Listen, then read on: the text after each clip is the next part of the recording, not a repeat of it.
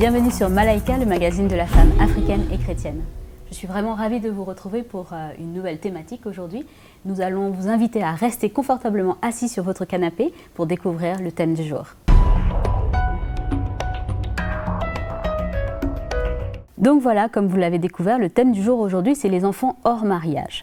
Nous avons en Afrique pas mal de cas similaires où des enfants naissent, que ce soit dans le cadre d'un adultère ou alors des parents qui n'étaient pas mariés ensemble. Comment vivent ces enfants? Comment ils se développent après personnellement suite à cette situation? Nous allons essayer de le découvrir dans cette émission avec bien sûr Mama Audrey, Mama Janine et Magali. Comment allez-vous? Très très bien. Merci, ça va bien. Ah, c'est bon de se retrouver. Amen. Et donc voilà, nous avons aussi une invitée spéciale aujourd'hui avec nous qui nous vient de l'île Maurice. Donc c'est Angela, merci d'être avec nous. Je suis contente d'être là. Merci. Exactement. Donc on disait tout à l'heure que nous parlons justement des enfants illégitimes ou hors mariage. Comment est-ce qu'ils vivent cela eux personnellement? Comment est-ce qu'ils se réintègrent dans leur famille? Surtout comment est-ce que le Seigneur les voit? Nous allons le découvrir dans un instant en passant à la rubrique de Mag. Donc voilà, Magali, par rapport à ce thème, est-ce qu'on a eu quelques éléments de définition pour aider nos téléspectateurs à se situer? Tout à fait, Nada, j'ai trouvé des définitions. Alors, il faut savoir qu'un enfant illégitime, c'est la même appellation que vous avez l'enfant adultérin. Donc, ça signifie un enfant conçu dans le cadre d'une relation adultère, comme le dit le nom, hein, c'est-à-dire en dehors du mariage, dans lequel au moins un des parents est déjà engagé, en fait. Ah.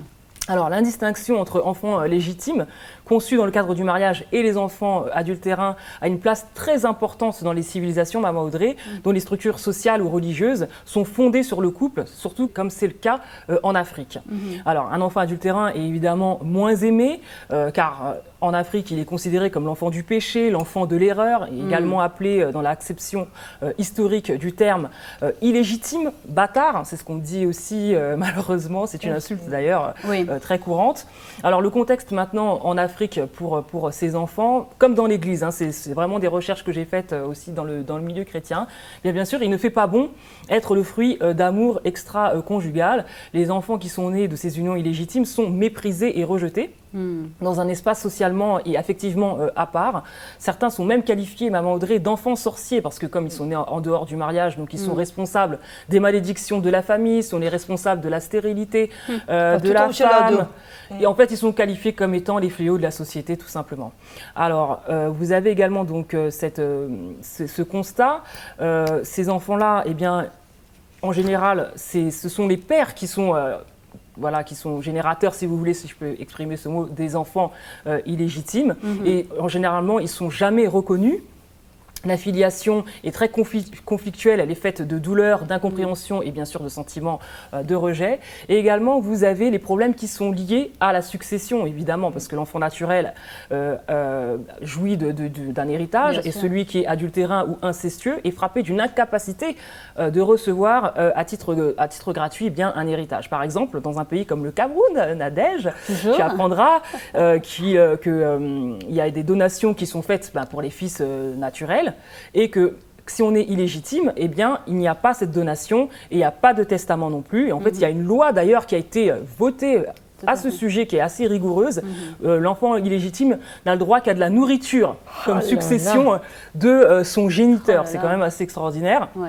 En fait, cette loi, cette prescription légale a été faite, instituée pour décourager justement les personnes mariées coupables d'adultère. Voilà un petit peu ce que je pouvais dire sur le sujet. Ce qui n'arrange pas le cas de la vie des enfants, malheureusement. Tout à fait. Malheureusement, ça les Mais ça n'a rien changé de toute façon. Le fait de voter cette loi n'a rien dû changer. Ça ne change rien. Ni réduire quoi que ce soit, à part d'empirer le cas de l'enfant. Et puis surtout, ça les victimise, alors que ce ne sont pas eux les responsables. Ils n'y sont pour rien. Tout à fait. Donc justement, à Kinshasa, comment ça se passe? Est-ce qu'on a beaucoup de cas déjà d'enfants hors mariage?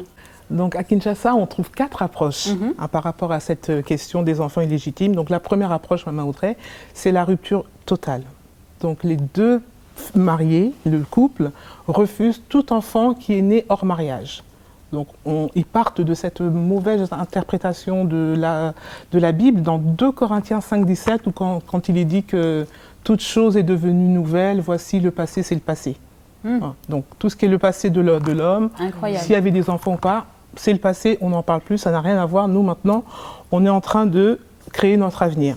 Il y a la deuxième approche. La deuxième approche est la rupture partielle.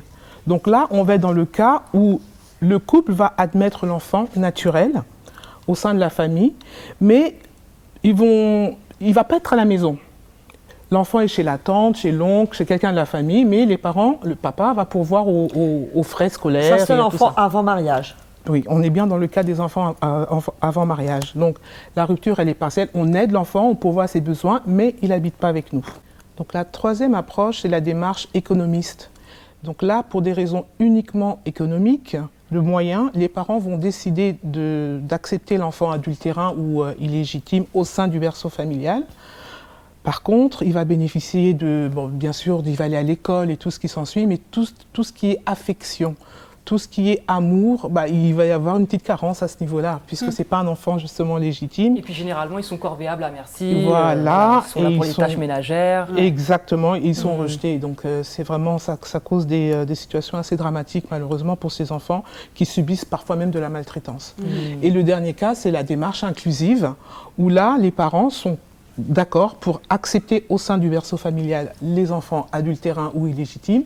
Et là, on va faire aucune différence. Donc, les enfants qui sont légitimes ou pas, ils vont bénéficier de la même affection, des mêmes soins que les enfants légitimes. Bien entendu, Maman Audrey, je crois que tu l'auras compris, c'est pas le cas le plus courant, malheureusement. Et on parle des enfants chrétiens, hein, on parle des couples chrétiens. Oui. Ce sont vraiment des enfants et des couples chrétiens. Ouais. Tout à fait. Justement, ça m'amène à ma prochaine question, Maman Audrey. Comment devrait gérer le couple chrétien un enfant qui est hors mariage, illégitime? Je pense qu'il y a plusieurs cas. Premièrement, c'est un enfant avant mariage ou un enfant pendant mariage. Ça, c'est autre chose. Mais quand un couple se marie, je trouve que s'il y a eu cet enfant qui est venu au monde avant, c'est la responsabilité de la femme, quand elle accepte ce mariage, d'accepter aussi l'enfant qui vient avec. C'est un package complet, le mari et les enfants. Tu ne veux pas ignorer la vie, le passé de ton mari. Il a été à la guerre, il est revenu sans une jambe, mais tu l'épouses sans une jambe. Bien sûr.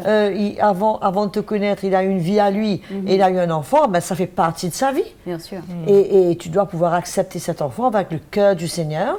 Mais malheureusement, même dans le naturel, bien souvent, quand par exemple on a un couple divorcé, le mari, il avait eu un enfant, un couple divorcé, il arrive, il se remarie avec un enfant. Quand le couple par la suite a leur enfant, il y a toujours une différence. La tendance d'avoir une différence entre ça, c'est notre enfant, et il règne un peu sur l'autre.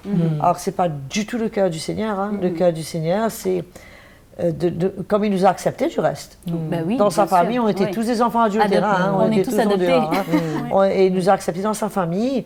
Et malheureusement, encore une fois, on ne voit pas l'évangile qui confronte les gens, qui les encourage à avoir le cœur du Seigneur, mais c'est plutôt la religion, c'est plutôt l'autojustice, c'est plutôt la culture, c'est plutôt tous ces points qui priment, et pas l'évangile, bien sûr, et pas le cœur du Seigneur. Et que se passe-t-il dans le deuxième cas, justement, où l'enfant est né dans le cadre du mariage, un enfant né d'un adultère? Oui, ce qui est plus compliqué. Ce qui est beaucoup plus compliqué. Comment gérer cette situation? Je pense que d'une part, il doit avoir une repentance de la part de l'époux, du membre coupable, je ne sais pas lequel, si c'est la femme ou le mari. Il doit avoir de la place pour le pardon, dans les deux cas, et c'est la même chose. L'enfant est là, il va venir. Je ne sais pas comment ça se passe si la maman veut garder l'enfant, si c'est le mari qui a fauté, la maman du bébé veut le garder. Je ne sais pas comment ça se passe. C'est ça. Et souvent d'ailleurs, les mamans qui sont, enfin les femmes qui commettent l'adultère avec l'homme marié, elles sont dans cette démarche d'aller déposer l'enfant chez le papa. Parce qu'elles savent automatiquement. C'est voilà ton enfant. C'est voilà ton enfant, prends-le. Elles-mêmes, elles sont dans cette démarche-là parce qu'elles ne sont pas en mesure souvent de prendre soin elles-mêmes ou elles ne désirent pas. C'est très triste, hein, puisque ces enfants ne sont pas... Ils n'ont rien demandé, ils sont coupables de rien. Et je ne vois pas pourquoi ils paieraient les pots cassés. Bien sûr. Alors qu'ils ont droit à autant d'amour, sinon plus. Sinon plus, et c'est le rôle des parents de faire comprendre aux autres enfants que ce garçon, c'est ton frère, c'est ta sœur, et on le considère comme toi, il n'y a aucune différence, que ce soit dans l'héritage, il a droit à tout, autant que les autres. C'est une situation quand même bien triste. Moi, j'aimerais rebondir par rapport à la situation particulière de Maman Janine aussi, avant qu'on passe à Angela, parce que je sais que Maman Janine aussi a vécu quelque part la situation au niveau de tes parents, c'est ça? Oui, c'est ça. Donc effectivement, mon père a eu une relation extra-conjugale, et de cette union sont nés 3 enfants.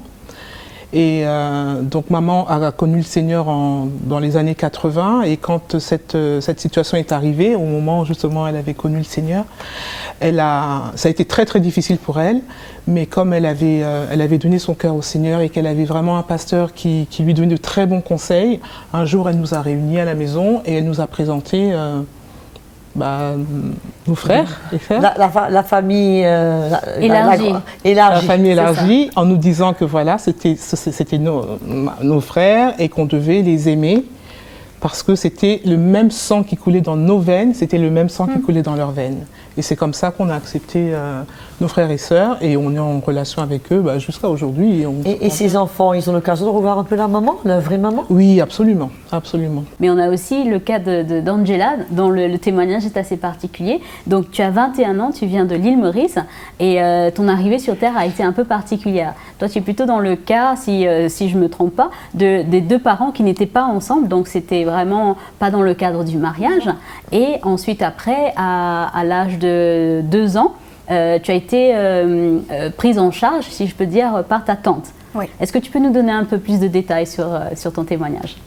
En effet, je suis née en 98. Oui. Et comme on l'a dit, mes parents n'étaient pas mariés. C'était une relation, tout simplement. Et je dois dire que ma mère, malheureusement, c'est elle qui m'a pris en charge depuis ma naissance. Et la vie n'était pas facile pour elle. Elle n'était pas, ce qu'on aurait dit, riche. Oui. Et du coup, vu qu'elle devait travailler beaucoup, moi, j'étais, on va dire, négligée.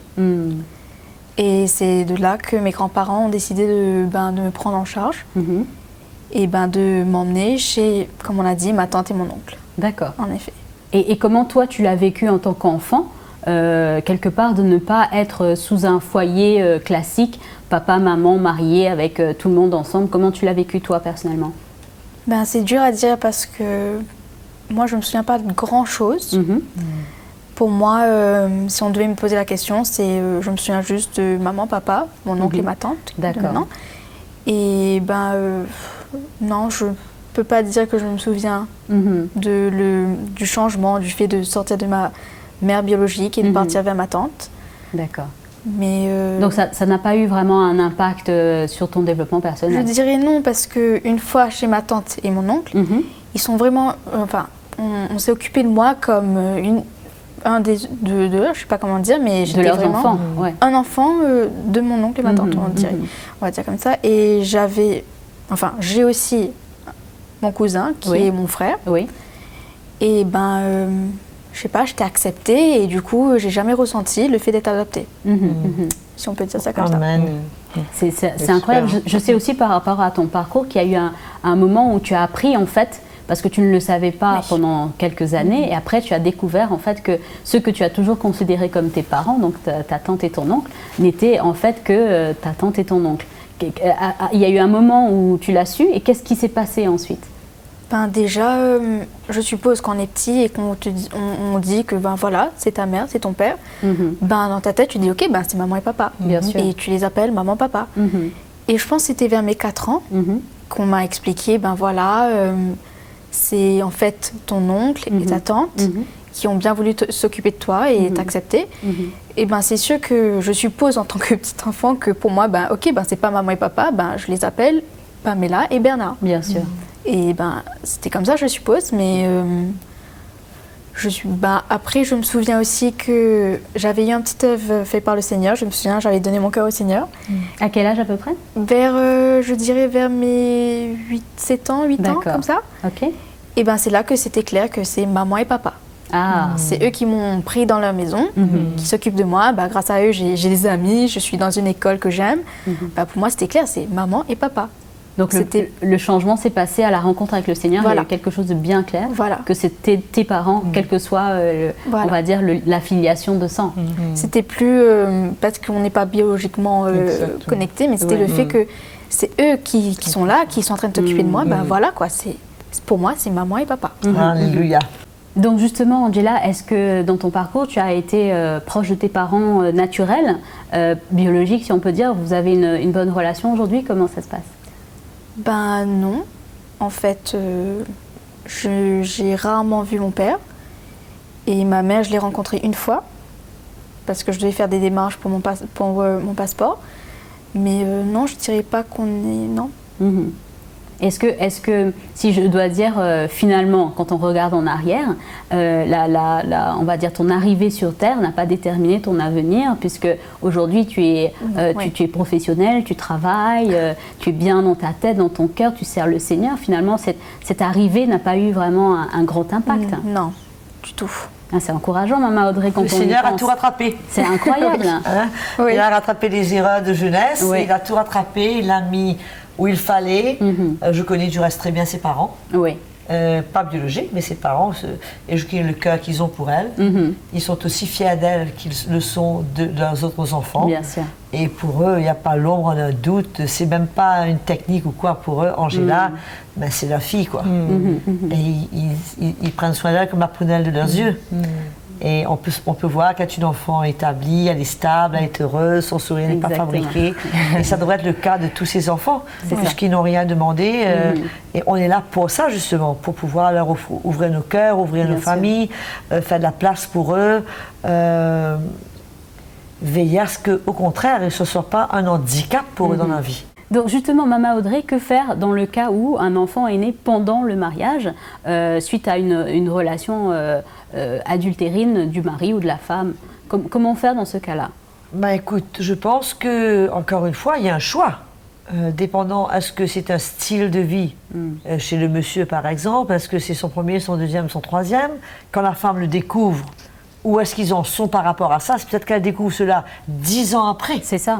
Et que l'enfant a déjà 10 ans et que, entre-temps, il s'est rangé, le monsieur. Bien sûr. Donc, il y a toujours l'élément de pardon qui est là. Il y a toujours la possibilité, on ne va pas divorcer à cause de ce qui s'est passé il y a 10 ans de cela.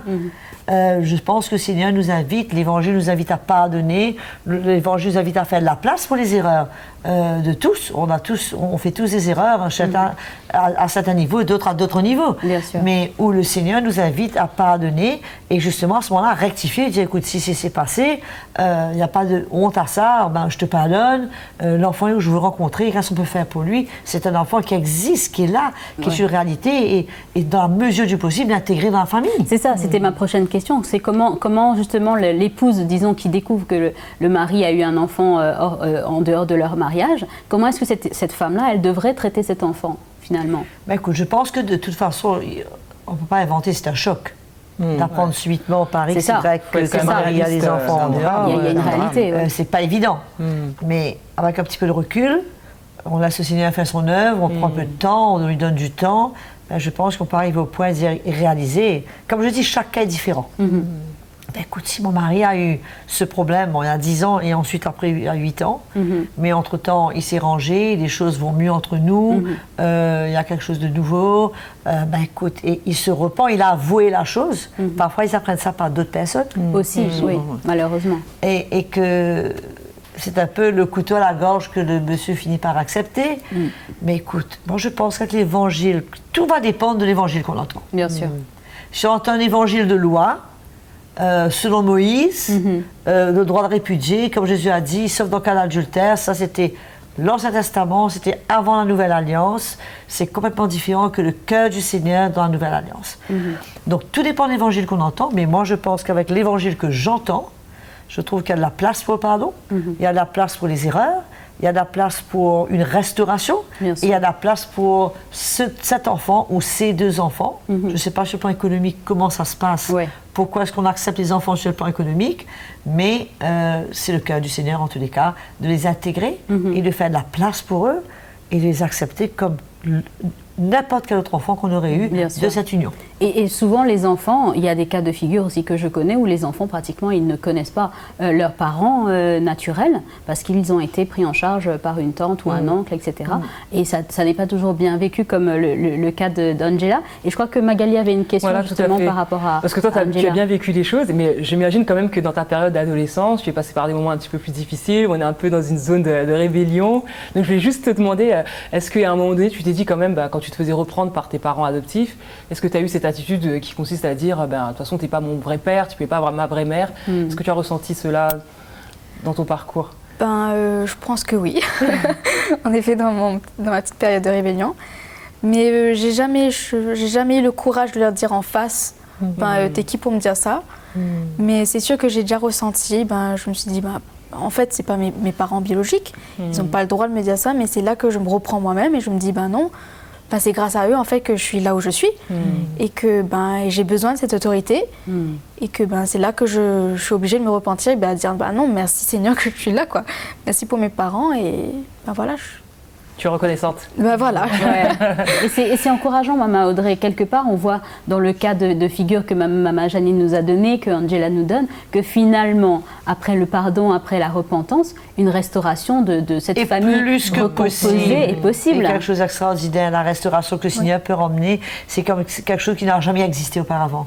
Tout est clair, tout est neuf, tout est nouveau, c'est sur une nouvelle base. Bon, c'est sûr que ça demande une œuvre du Seigneur. Il y a des moments où notre chair se lève, il y a des moments où l'ennemi va peut-être nous attaquer dans nos pensées, après tout, ceci, cela, ceci, et je dois tout faire attention.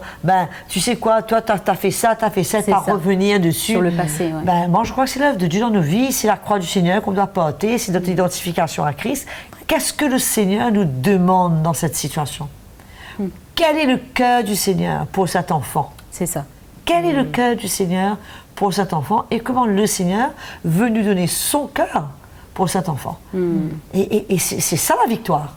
La victoire, c'est pas de mettre dehors. La victoire, c'est pas de le retrancher. La victoire, c'est pas de se dire j'ai fait la loi, il n'y a rien à faire, c'est une vieille histoire, je veux rien connaître. C'est pas ça la victoire. La victoire, en tant que témoignage chrétien, c'est de dire ok, j'ouvre mon cœur, je t'accepte, viens, fais partie de notre famille, et on passe dessus, je te pardonne, tu as fait, le Seigneur t'a pardonné. Qui je suis moi pour ne pas te pardonner? Bien sûr. Et cet enfant, lui, pourquoi est-ce que lui, il paierait les pots cassés? Il serait la victime dans tout ça. Bien sûr. C'est vrai. Et du coup, quelque part, c'est une invitation pour ceux et celles qui vivent peut-être la même situation à intégrer cet enfant et à l'aimer comme les autres. Bien sûr, et de ne pas trouver aucune honte là-dedans. Puisque s'il y a une repentance, que le Seigneur a pardonné, les choses sont venues dans la lumière, peu importe comment. Bien sûr. Si on a fait les comptes et que les comptes ont été réglés et que les choses sont claires, écoute, je ne vois pas pourquoi je n'aurai pas le cœur du Seigneur pour cet enfant et que je n'accepterai pas dans ma maison comme un autre enfant parce que, comme disait Maman Janine, et que ses parents ont fait avec elle. C'est le même sang qui coule dans ses veines. De toute manière, oui. Un petit peu différent peut-être du côté de la maman, mais c'est le sang du côté, c'est le même sang qui coule dans ses veines. Et c'est ça la largesse de la chrétienté. C'est ça le cœur du chrétien. Et c'est ça qui fait la différence entre nous et le reste du monde. Amen. Et c'est ça qui est le témoignage, qui est la lumière. Oui, et de pouvoir en parler. Mais certainement, je sais, mais j'ai pardonné mon mari. Mon mari a fait une bêtise, c'est bon, je l'ai pardonné. Et pourquoi est-ce que cet enfant paierait? Au contraire, nous voulons rattraper le temps. C'est maintenant que j'ai su ça, c'est que 10 ans plus tard, je veux pouvoir m'en occuper, prendre soin de lui et lui donner la place qu'il a besoin et qu'il ne se sente pas comme un enfant deuxième grade. C'est ça. Qu'il ne se sente pas avec une étiquette « je suis enfant illégitime là où il va. Bien sûr, bien sûr. En tout cas, Maman Audrey, je suis sûre qu'il y aurait encore plus à dire. Ah ben oui. Oui. Mais malheureusement... Surtout pour encourager les parents à ne pas avoir cette attitude de pharisien. Oui. C'est une attitude de pharisien. Encore une fois, où est l'Église dans tout ça? Il faut que l'Église encourage les gens à avoir le cœur du Seigneur, à aller au-dessus des principes de leur culture, de leur moralité, de leurs principes ancestraux. Oui, tout à fait. Et qui est le cœur du Seigneur. C'est ça qui est la merveille, qu'on est appelé à porter le cœur du Seigneur dans toutes les situations. Et c'est ça la victoire. Amen. C'est pas de se dire, non, je reste sur ma position, non... qui se débrouille sur son enfant. Non, ça, c'est pas le cœur du Seigneur. Ouais. Ça, c'est absolument pharisien. Et nous, dans l'Évangile, on veut le cœur de Jésus et un parfum du pardon, de la restauration. Et qu'est-ce que le Seigneur peut faire? Il peut faire des choses extraordinaires. Bien sûr. Et Maman Audrey, malheureusement, on va devoir passer un mot de la fin très, très court parce que je n'ai plus malheureusement beaucoup de temps. Et surtout pour encourager des enfants qui vivent mal la situation.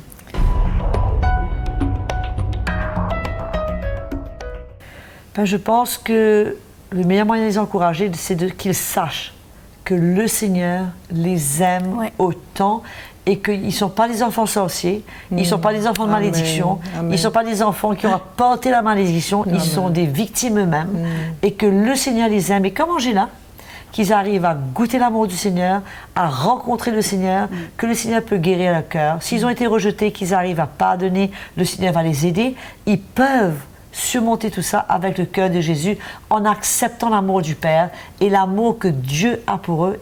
Ça peut les emmener à vivre au-delà des limites imposées par les humains sur eux. N'est-ce pas, Angela? En effet, oui. Amen. Merci en tout cas, Maman Audrey, c'était très très encourageant. Et que ces enfants nous écrivent, qu'ils nous écrivent et qu'ils n'aient pas honte d'être ce qu'ils sont. Exactement. Maman Audrey, merci en tout cas, merci beaucoup pour cet encouragement. Angela, merci, c'était très très brave de venir témoigner sur ce plateau. Donc vraiment, on est encouragés. Maman Janine, bien sûr, et Magali, merci beaucoup. Et merci à tous ceux et celles qui nous suivent. Nous espérons que vous avez été encouragés par ce programme. Si c'est votre cas, comme Maman Audrey l'a dit, écrivez-nous, partagez votre histoire avec nous. Et si vous voulez nous partager aussi vos victoires que vous avez eues dans cette même situation, n'hésitez pas à écrire à l'adresse qui s'affiche en bas de l'écran. Et je vous dis à très très bientôt pour un autre programme.